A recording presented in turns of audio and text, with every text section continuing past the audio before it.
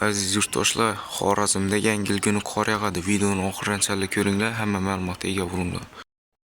Assalomu alaykum aziz yurtdoshlar. Xorazm viloyatida 29 dekabr kuni yomg'ir yog'acak bo'lib turibdi. Bir like bosib tarqatib qo'yamiz videoni muammoni. Yomg'ir havo bo'lib turibdi Xorazm viloyatida 29 dekabr 2025-yil. Hammani kirib kelayotgan Yangi yil bayrami bilan tabriklayman. Yangi yildan oldin yomg'ir yog'yotir. Osmonda qora bulut. Videoga like bosib, bombani tarqatib qo'yamiz. Yangi yil kuni qor yog'ishi mumkin. Yangi yil kuni обязательно qor yog'adi. Aziz yurtdoshlar, shuni esdan chiqaramiz. Videoni oxirigacha ko'rib, kanalga obuna bo'lib, videoga like bosib qo'yamiz. Aziz yurtdoshlar, Yangi yil kuni Xorazm viloyatida qor yog'ishi mumkin.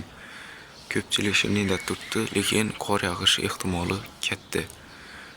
Görüşürüz mümkün.